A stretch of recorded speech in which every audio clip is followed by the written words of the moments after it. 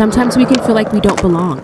And drugs can seem like a good way to make friends, but those drugs could contain fentanyl, a deadly opioid that'll kill any chance of fitting in. Besides, everyone belongs somewhere. To learn more about the dangers of fentanyl, visit learnmoreaz.org.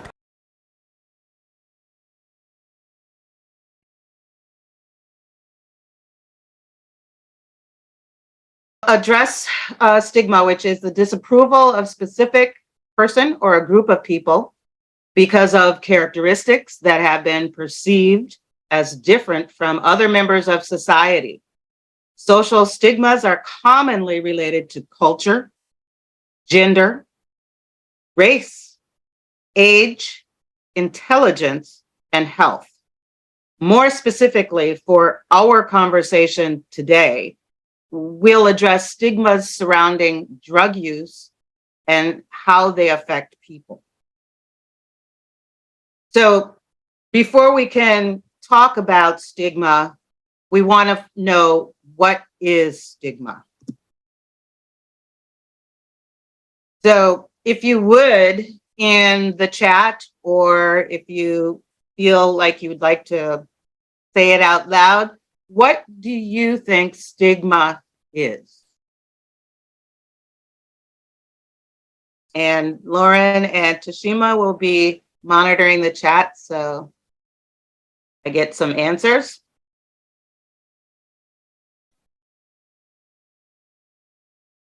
What is stigma?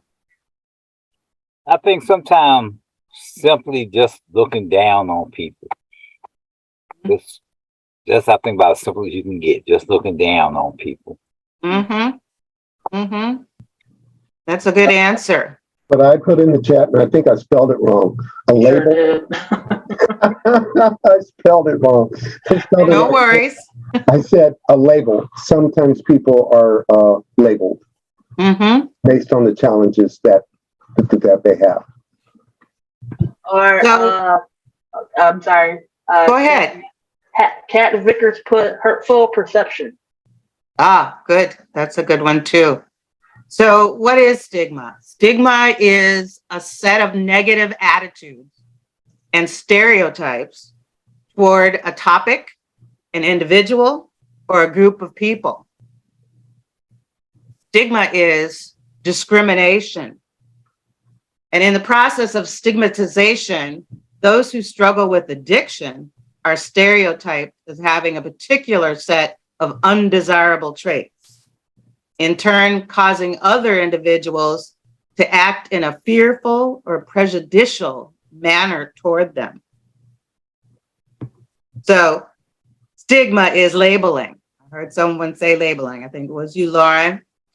And yes, examples of labeling. What examples have we heard? I'm sure we have. We've seen them on TV. We've seen out in the public, people. What type of labels have we heard about substance use disorder? Go ahead and just shout them out if you want. Pothead. Or put in the chat.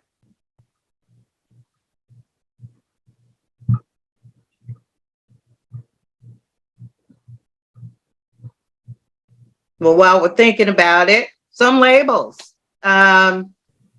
Labels can be inaccurate thoughts about people who struggle with substance use disorder, such as they're dangerous or dirty or incapable of change, or it's their fault for their condition.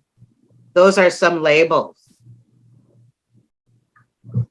Stigma is social exclusion, being excluded or treated unequally by a particular group, society, based on prejudice and stigma. Stigma is stereotyping. I think I heard Ms. Miller talk about that. Stereotyping is often unfair and untrue. It's a belief that many people have about all people or things with a particular characteristic. So tonight, we have a stigma activity. Let's talk about the stigma associated with substance use disorder. I'm going to ask you two questions. The first question is, what are some negative terms used to describe people with substance use disorder?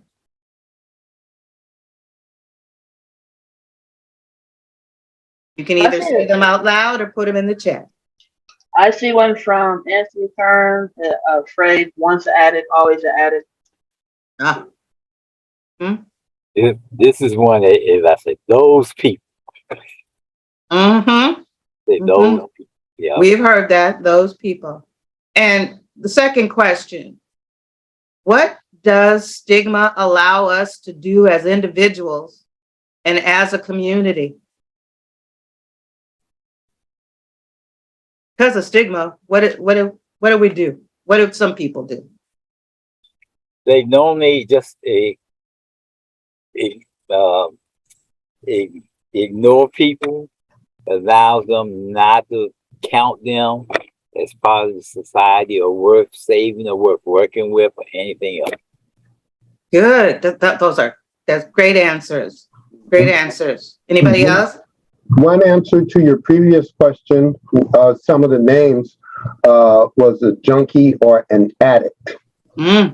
Okay, and then another input in the chat to your current question is it says that we tend to judge or look down on. And also, don't and one help of the others. things that I thought of, particularly from before the turn of the century, when we ran across people that may have some of these challenges, we tended to isolate them or separate them and put them in institutions or different learning environments and so on. Those are all great answers. Tashima, did you have something you want to share too? I saw one that says, don't help others. So distancing people and having apathy are other good examples as well. So the purpose of this presentation is to demystify substance use disorders and to see the person first, not the illness or the disease. Does that make sense to everybody? Okay, so when we want to know more about substance use disorder, we want to talk about the definition of substance use. And the American Psychiatric Association's diagnosis is the severity of substance use disorders by identifying the presence of problematic patterns using the criteria occurring over a 12-month period, okay? So when we talk about the use of, if it's low and infrequent doses or consumption, prescriptions taken as directed by a doctor. So we go to a hospital or we see our practitioner and we're given prescriptions to take. So, but we take them as we're supposed to, as designed.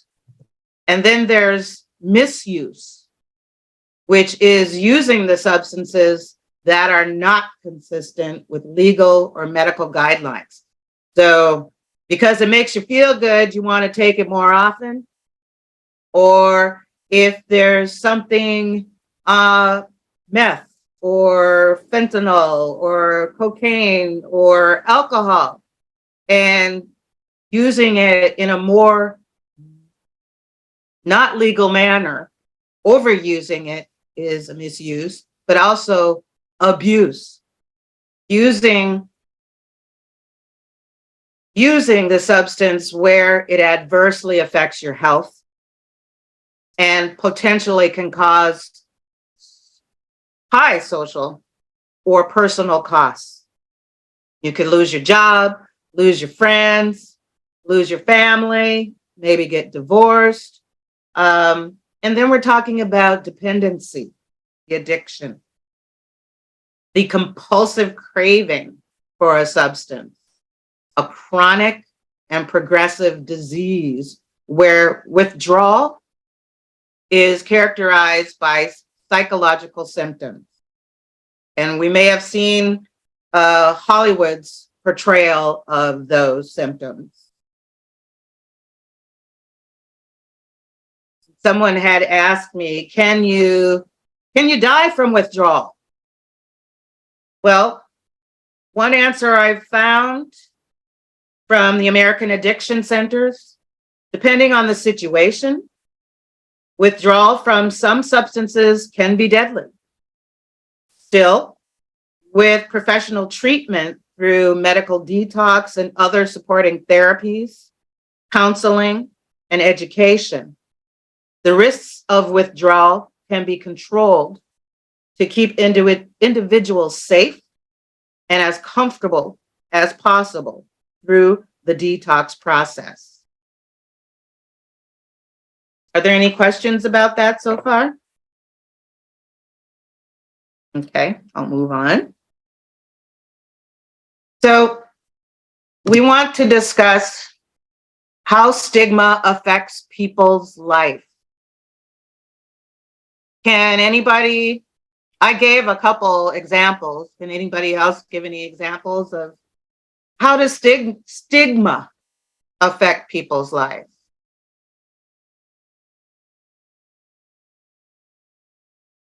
It can cause them to isolate themselves. Well, just like that picture says, isolate themselves, separate themselves from society. Mm-hmm. Mm-hmm. Social isolation. Yes. Stigma is rarely based on facts, but rather on assumption, preconception, and generalizations. So stigma and discrimination can worsen someone's mental health and delay or impede their getting help, treatment, or their recovery. And as Mr. Miller has shared, yes, social isolation. Yes, Gloria. It can also cause them to become depressed, like go into a depression, because like Clyde said, isolating themselves or not feeling worthy to even be out there, so they can go into a depression. You are so right, and causing their mental health to decrease. So there's social isolation, poor housing, unemployment, poverty. These are all linked to mental health disorders. Janice, you have two inputs in the chat. Anthony writes that there may be someone that thinks that everyone thinks this about me, so it must be true. Mm-hmm. And then Mr. James writes that this can cause people to not reach out for treatment. Absolutely. Mr. James is ahead of the game here. Absolutely. Because, you know, stigma and discrimination can trap people in cycles of illness. And as you said, they're less likely to seek treatment. They're less likely to talk about it. And they may receive a poor quality of treatment due to biases from the healthcare professionals. And those biases they may have toward people who struggle with addiction. So yes, they may be less likely to talk about it. If people keep saying it's true, they may think it's true and not reach out. So how do we talk to and treat people so it can make a difference? And how can we support them? So I want to say, if I tell you, what's wrong with you? How would that make you feel?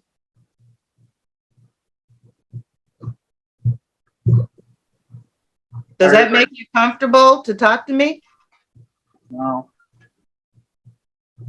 No. Close me down, shut me down. Do you trust me if I tell Nope. you that? No. Exactly. Do Someone you vote think I will listen to what you have to say? If I say, what's wrong with you? Delilah that it can make people feel defensive. Mm-hmm. And in the previous question, Mr. James wrote that with regard to stigma, men are more impacted with stigma than women. That would be an interesting to subject matter to delve into at another time. Yeah. That is interesting, and very well could be true. So how can I use supportive language instead of saying, what's wrong with you?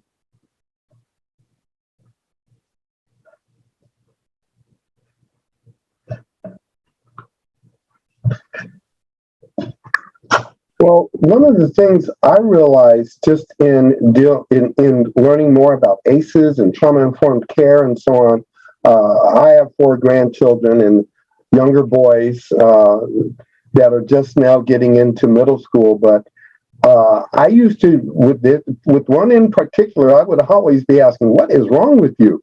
And one of the things that I had to learn was to stop asking that question.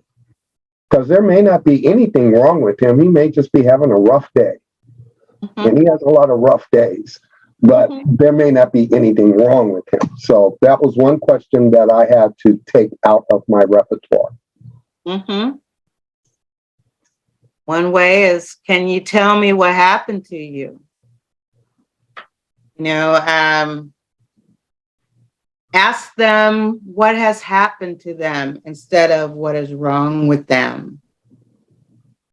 Using supportive language, can anybody think of how else we can get the conversation going supportively? How would you say what you said to your grandson, Lauren, instead of what's wrong with you? Not to put you on the spot. But. No, that's okay. I've learned how to ask, how are you feeling? And how is your day going? You know, how is your morning going? Is there anything that's going on in your morning that's giving you a challenge today? Those open-ended questions, something that they have to provide more information instead of just saying yes or no, because that's easy to do. So we can start the conversation by being very supportive. And, you know, how can I start a conversation with you that shows that I will listen and that I care? So in this scenario here, they're taking the time to sit down and speak with the person. Can anybody think of any other ways to be supportive with your language when talking with someone that has substance use disorder? The individual?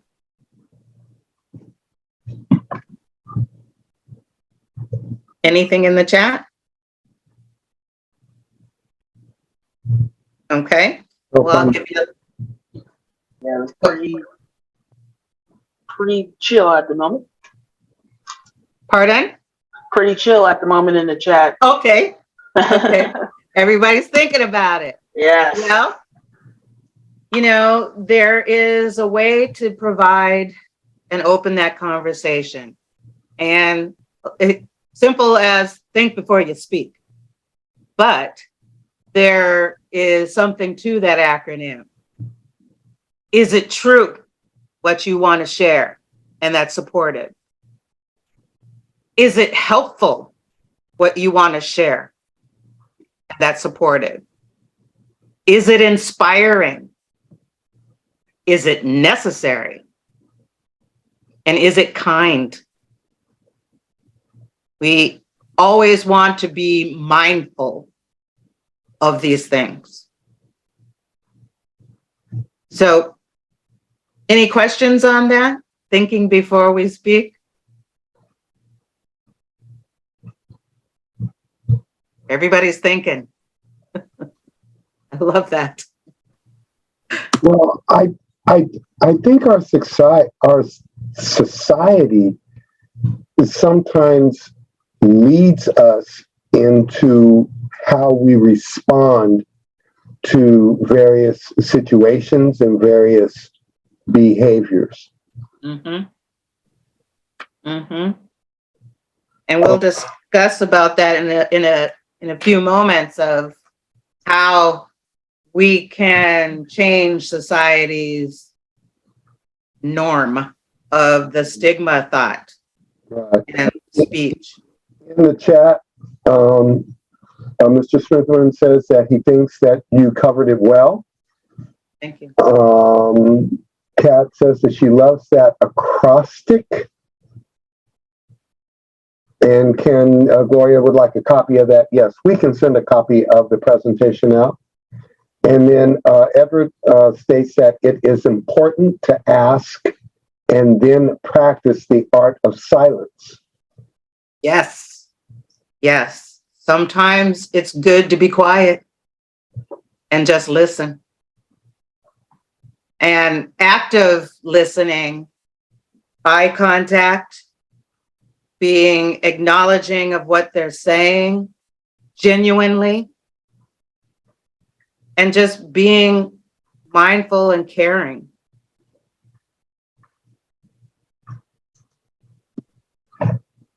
So we're changing the perception of society's norm of the stigma and the discrimination. Thoughts and feelings are implicit if we are unaware of them or mistaken about their nature. When we talk about implicit bias, that's the unconscious favoritism toward or prejudice against people of a particular ethnicity, gender, or social group that influences one's actions or perception. And that can lead to stereotyping, that society big norm thing where people will, if one person discriminates, they feel that everybody can do it. No. Encouraging people to be mindful of the risks of implicit bias can help us avoid acting according to biases that are contrary to our conscious values and beliefs. Does that make sense to everyone? Any questions? Okay. So on that, thank you, Leanne. We want to talk about language matters. It matters what we say to people. It matters because they're going to perceive what we're saying. Like what we said earlier, if people keep telling me these things, it must be true. So I'm going to believe it. There are many ways to help reduce stigma. Seeing a person for who they are, not the drugs they use, and treating people with dignity and respect. Avoiding harmful labels, as they can negatively affect someone's self-esteem and prevent them from seeking help. And we see from the list of stigmatizing language, and the first person language is the most mindful way to be speaking. So instead of saying addict or druggie or junkie or abuser, refer to the individual as a person first with a substance use disorder. Refer to a drug habit as a disease. Ex-addict as a person living in recovery. Relapsed should be referred to as they had a setback. And instead of saying stayed clean, you can say maintained recovery. So learning the facts and the science about substance use disorders can help reduce negative biases. Using stigma-free words, person-first language maintains the integrity of the individuals as whole human beings by removing language that equates a person to their condition or has negative connotations. A person with substance use disorder versus an addict. So we come to the point of what are some strategies for changing stigma? How do we stamp out stigma? How do we stamp it out on an individual level? Well, we can use supportive language, revise the words we use and terms used when discussing substance use disorder and those affected by it. We can practice relationship building, having that conversation, that supportive conversation, recognizing biases that are stigmatizing or discriminatory in ourselves and others. We can continue education.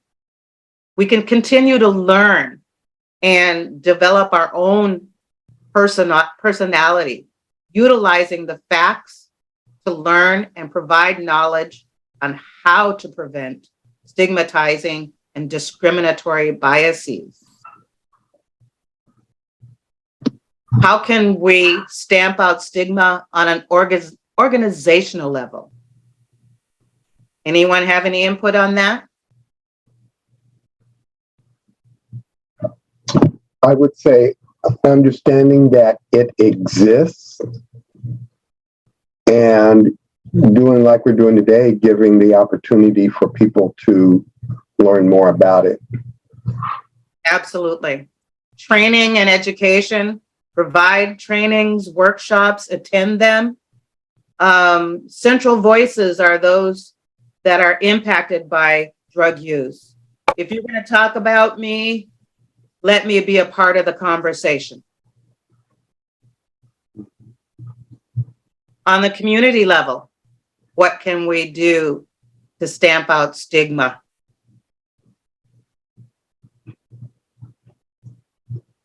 I can offer a few. Awareness campaigns. Familiarize yourself with the Substance Abuse Coalition Leaders of Arizona. That includes HEAL as a member. Policy and advocacy. Get your government officials involved. Find out what's going on. Get them to find out what's going on.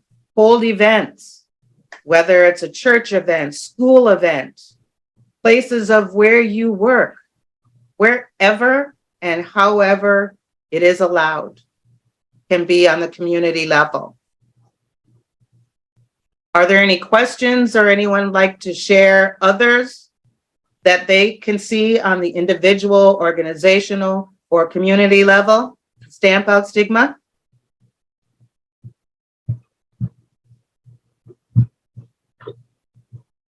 You're muted, Clyde. There you go. I think one of the things we have to do is that we have to practice cultural humility. It's the old term used to be cultural competency.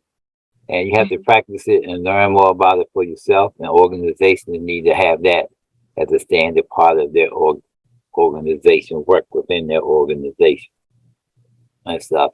And then it's the, I believe it's the responsibility of the organization and as individual that you, I think somebody just put in the chat box saying speak up whenever you see it. And I think on the community level, that's the key place where that has to happen. That you have to speak up. Absolutely. Voice out there. Absolutely. Recognize your own biases and speak up when you observe others that have those biases, and educate. It's an educational moment. Thank you. Thank you, Mr. Miller. And at this point, Can I piggyback on something that Clyde kind of started?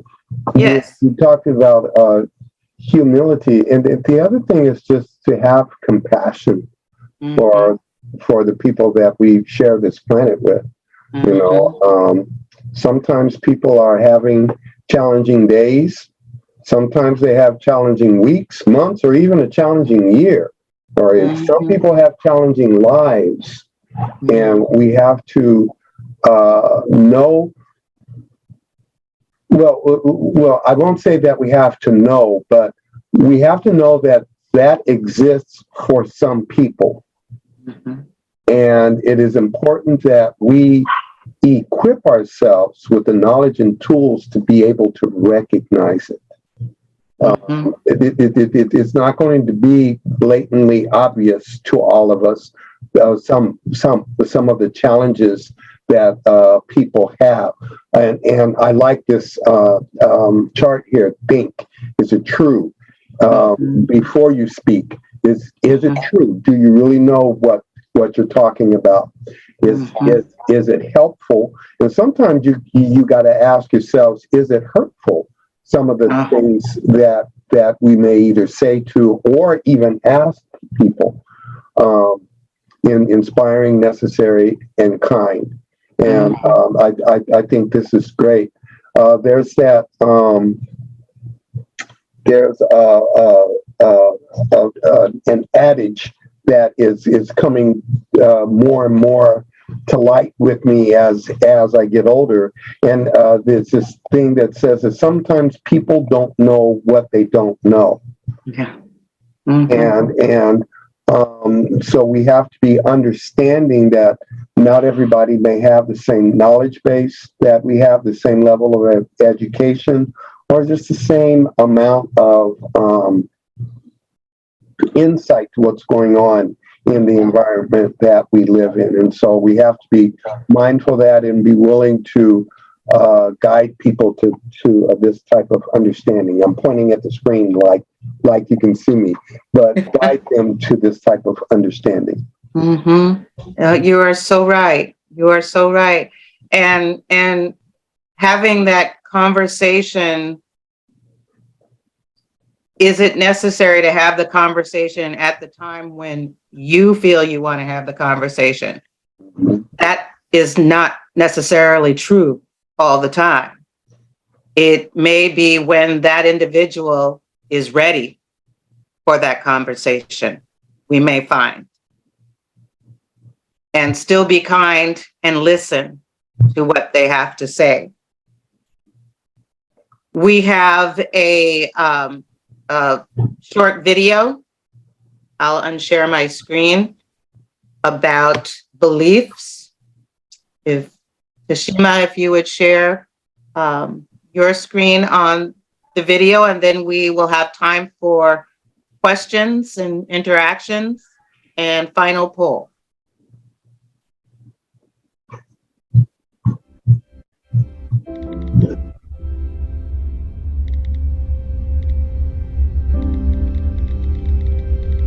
There's a gray block on there. Hold on, I'm sorry. Let's see what's going on. Always technical problems. Hold on. It was fine earlier, but now that we have company, it's act up. Let me see something here.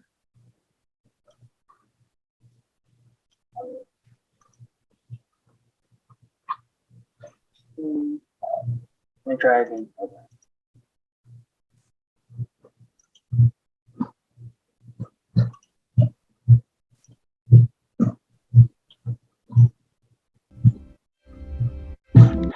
Red Block Center. Nope.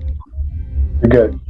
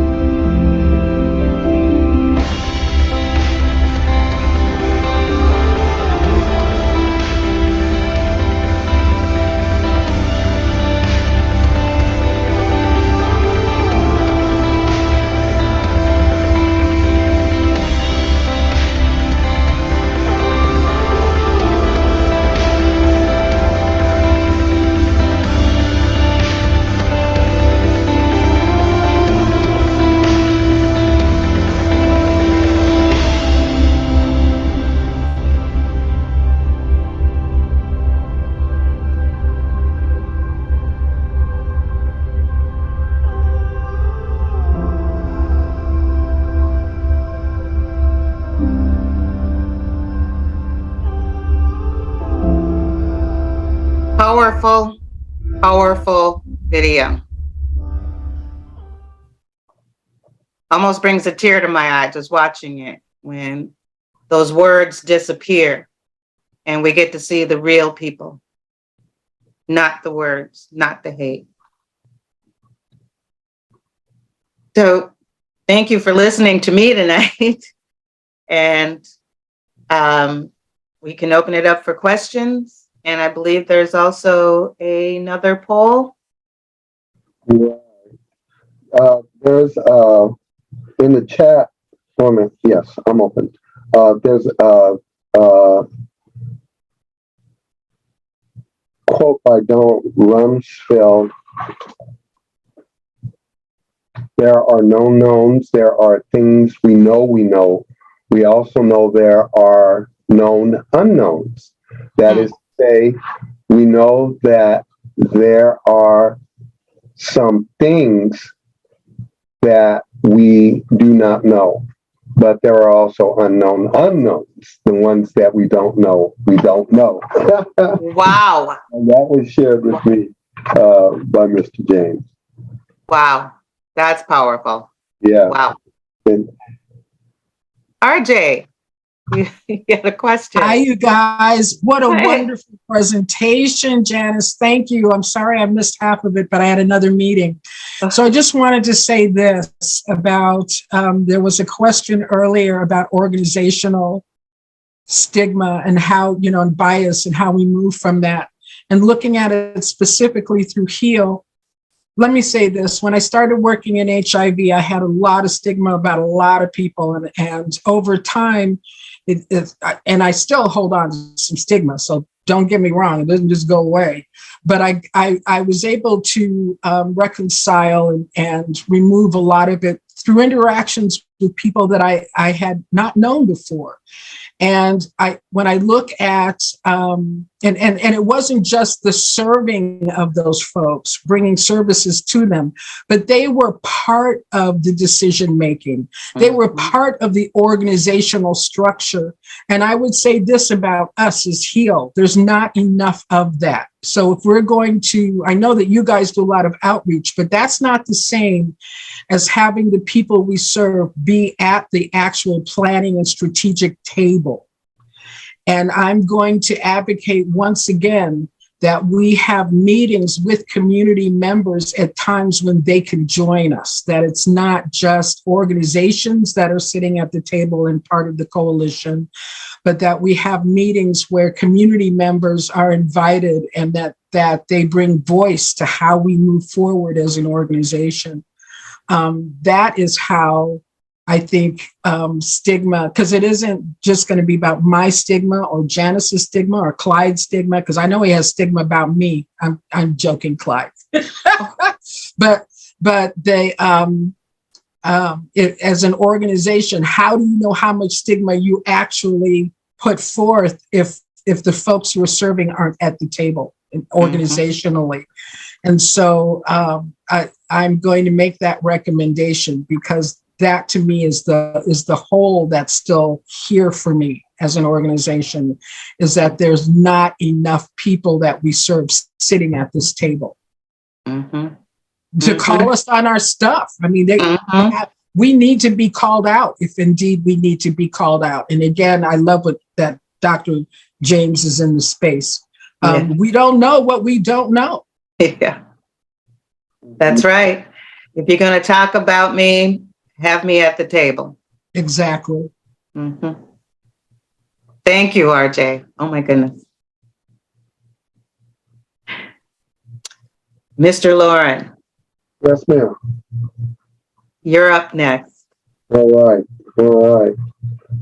Are there any more questions or input for Ms. Janice?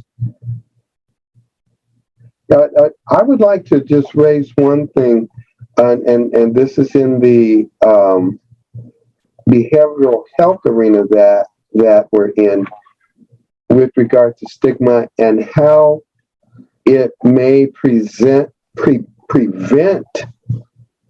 certain individuals from going out to seek the help that they need. And I would just like to kind of throw that out there. I know, Clyde, you working in the suicide arena, we know that when someone may be having ideation about suicide and so on, some of the stigma that's associated with that would prevent people from actually even admitting that they may be having those types of thoughts, and hence seeking the type of help that they would need. So I just wanted to kind of throw that out there. In any thoughts or input on that aspect of stigma?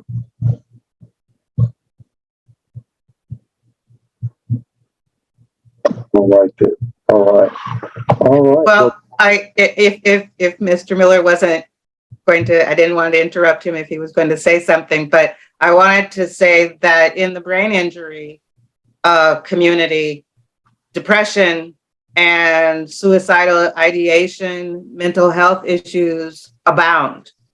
And spreading awareness as much as we can, getting people to open up and discuss, when we're talking about ACEs, we're talking about connecting the dots to make it normal to open up and speak about what is happening. Being able to have that conversation where I understand there's something going on in your life right now. Can we talk about it? Would you feel comfortable sharing? that this is part of my day-to-day work life is working through those issues with individuals that are experiencing those things. Janice, getting back to something we had talked about or mentioned a few minutes ago, I really do believe that there are gender issues that are concerning stigma and the ability or the hesitancy of speaking out. Men traditionally have tremendous difficulties sharing feelings and reactions with other individuals. There have been some studies, and you and I have talked about this a little bit. There have been studies from around the country where Black barbershops have been trained to listen very intently to some of their customers as they are coming in on a weekly basis concerning their lives. If there is one place within the community that historically men can have conversations with men, it's in the Black barbershops. And Lauren and I certainly have talked about the possibility of looking at the Black barbershops and having some further dialogue. But the whole notion of men having challenges talking about what is going on with them emotionally has been an issue and a concern that we've had for a number of years. I highly respect you and your information and your input. And oh my gosh, yes, I would love to have more of a conversation there. All right, yeah. Man up. Man up. Yes. Thank you. Any other thoughts? Well, yeah, I was just going to say that 100 Black men years ago in Phoenix, I don't know if that program still exists. They did a project in the Black barbershops, and ASU also did a project in the Black barbershop. So those are potential partners to work with moving forward if that's something that we wanted to do. But I would also say this: Black women don't speak that easily either when it comes to mental health. We're supposed to be so strong that we're not supposed to share certain emotions or stories about ourselves and our own lives. I think that this is an issue across the board. And I think men have actually been more honest and transparent about their challenges with sharing sadness, depression, and those types of things. I also think that there's a generational difference as well, that for older people, it may be more difficult, but younger people are finding it easier. And we need to sit at the same table and have a conversation. So if that's something that HEAL would like to propose and facilitate, I think it's a great idea. This sounds like a discussion that we need to have more conversation. And I would love to be a part of that. Me too. Yes, Clyde. Yes. I was waiting for a little hot second, but now that I'm back, so let's start with question number one, or comment number one. With RJ, you have my TV. So we all know what that is, what it's about. So we can clear that one up. There will always be an ongoing issue with that one. And then also, I just want to say that when TCDC originally started, one of the things at that time, we were actually known as the African American Faith Partnership.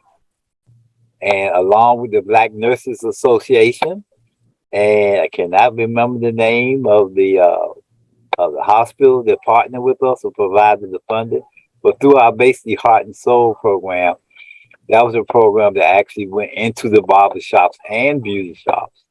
And we basically used that as a means to help combat health issues and provide health information, especially with blood pressures. We practically taught them how to take blood pressures. And we also, as one of the original churches that started with African American Faith Partnership, along with Greater Bethel, and I think Jackie's Church also, and a few others, we practically took blood pressures every Sunday. And I know at First New Life, I taught my young people how to do it so they could do it. And so that is something that we definitely can revisit and use the barbershops and also include the beauty salon, or places where African American men and women gather. You know. Okay, and I'm through for the day. All right. I'd like to share one more thing that was shared with me in the chat. This is from Mr. Smitherman. He said he would suggest that the term unconscious bias has morphed into conscious bias in today's brave new world. Those with health or addiction challenges are even more threatened today than before.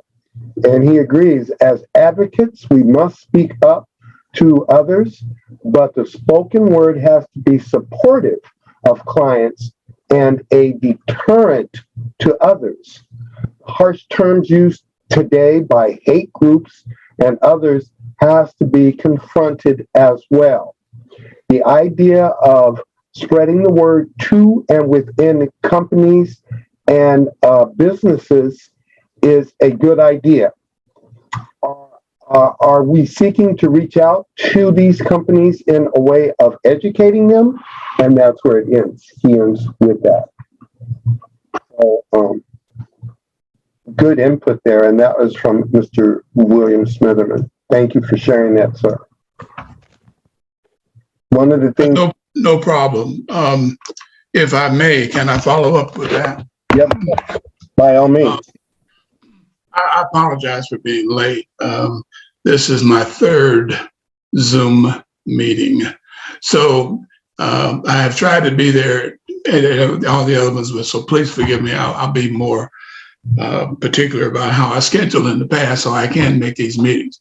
But there are avenues, and I think most of you are, a lot of us know people who are in HR, and they are decision makers, like the managers, the vice presidents of HR, human resources, that probably would be very interested in hearing this. And I think that if there's a possibility, and if you all agree, we can at least begin to look at that and try to make inroads in contacting those people to see if they were, in quote, one or two are interested. Perhaps, Lauren, your staff can draft a nice letter of interest and one of invitation for them to be able to talk with us about the idea and perhaps work with even their staff in putting these on at various companies who embrace this idea. Internally, many people that I think we know, and we've probably forgotten this point, that do work in these positions in company, whether large, small, or Fortune 5 or 100s, know that they have an internal fight right now to retain employees. And these ongoing conditions with those who have these challenges, health challenges, I like to think of them as health challenges and not drug addictions, which is truly what it is, but they're health challenges. And they're losing employees continually because of other health challenges, other addictions that are happening within the company. So I think there's a threshold for us to be able to explore in that area. And number two, the other part, and I would be interested in all your comment, feedback about this. The other part I sent Lauren has to do with the Black barbershops. With the NAACP, I'm also chairman of the Legal Redress Committee for the East Valley NAACP. And what I put together with some police officers and other members was what I called a speakeasy. And we identified barbers in the East Valley that might be interested in participating. And it was phenomenal, the number of shops and shop owners that took us up on this. And what we did at that part, just to give you an idea, we were dealing with the police and bringing in the chiefs and other people, uniformed and sometimes ununiformed. And the barbers and beauticians, we did this with beauticians as well, the stylists, if you will, gave us the time frames. When is the best to come in your business? Well, it turns out to be it was Saturdays. And they set up time frames that we could do this because they knew their clientele and who would be there. So that's another avenue to explore. And if anybody's interested in talking about further developing it, I certainly would be glad to offer my services as well. Thank you for hearing me out. Gloria? Yes, I did want to share that CPLC is start as part of a Call to Men Healthy Masculinity project. We will be starting that in September. Once we get our flyer created, I will make sure to get a copy of that sent to you and Clyde so you can pass it on to others. It's a 12-week curriculum for men from the ages of 13, I think, to 19 years of age. And there is a curriculum. It will be for our organization. It will be ran by the three men that I work with, the three gentlemen that I work with, and it'll be out of our Central Park location.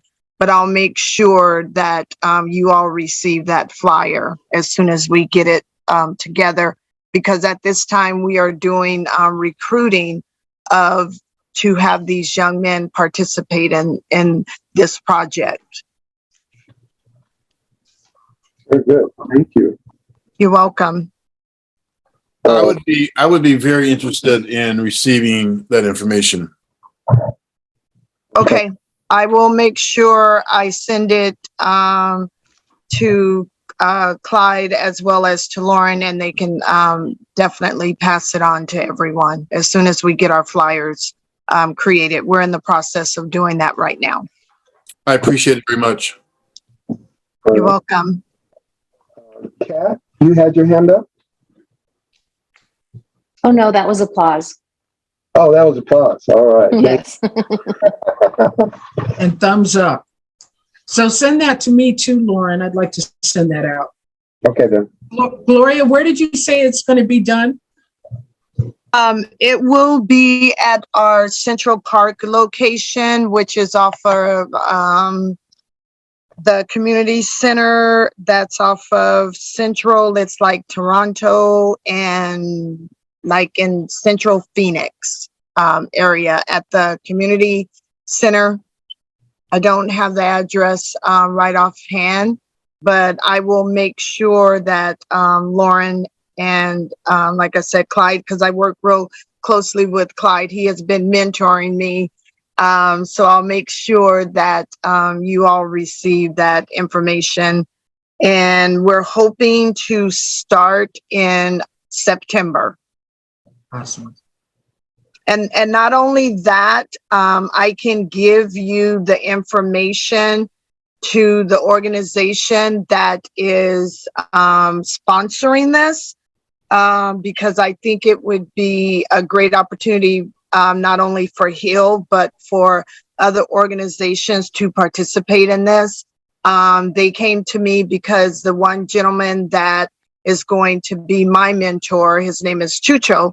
Well, it's Jesus, but he goes by Chucho, and he's out of Tucson. And because we're part of the Now We Lean Wellness Project, he thought of CPLC here in Arizona, but they're wanting to reach out to other organizations as well. So I'll make sure you all get that contact information so you can have a conversation with them. So if that is something you're interested in doing in your own organizations, they will be looking for other organizations to partner with. I think we are the first ones here in Phoenix, and they're not out of Phoenix. I forget where they are out of. I know the other one is in Tucson. We're the first one in Phoenix, and I forget where all the others are, but I will make sure to pass that information on. All right, thank you. You're welcome. And also funding does come along with the project. Okay. We're always looking for funding. Yes, I know. And I'm happy to pass information on to everyone too. All right. All right. Thank you, Gloria. Any other thoughts or input for our presenter, Ms. Podzimek? All right. Well, Janice, we thank you so much for taking the time to prepare this presentation for us and for taking the time to actually share it with us. And I know I got a lot out of it. Tashima, if you can put the repost the post survey for SurveyMonkey. If you can please take a moment to take the post survey, we would appreciate that. And that helps with the evaluation, so that if there are any adjustments that need to be made to the presentation or anything in the training and so on, that helps us out a lot as well. And I noticed in the chat, Lauren, that Mr. Smitherman, thank you for saying great presentation, and he'd like to hear more. So I believe this is a recording, and you will let people know where they can access the recording of tonight's presentation. Yes. Tashima, you want to let them know? So once I get the recording, I will upload it to our learning library, which will be on the HEALAZ.org website.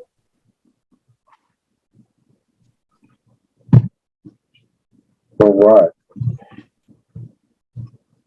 Any other thoughts or input with regard to our presentation this evening and our illustrious speaker? And any questions for Janice with regard with her work with the Brain Injury Alliance? Janice, I really appreciate the information that you provided us with this evening. Thank you. It was an honor to be able to share this information. All right. And that is one of the things that we are doing at the HEAL Coalition,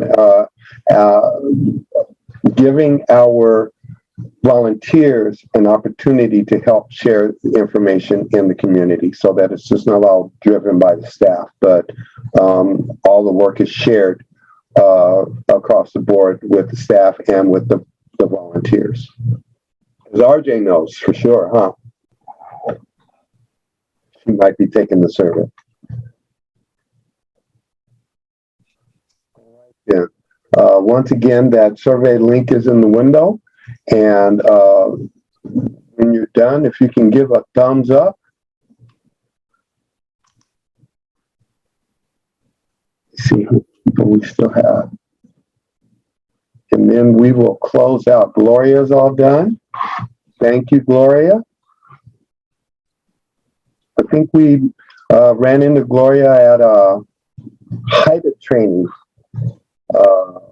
several months ago, and we've been, as she said, she's been working with Clyde and sticking with us ever since. So anything that we can do to work with CPLC, we definitely would love to keep that channel open. Delilah's done. Thank you very much. Thank you, Lauren, because yes, Clyde has been an excellent mentor. He has helped me with so much. So I just want to publicly let everyone know how helpful he has been, because doing a coalition and everything is so new to me, and he's basically held my hand. So thank you. Amen. Amen. Thank you so much. All right then. Well, Bless you. go ahead, Clyde. There's my And man. I'm blushing. He's blushing.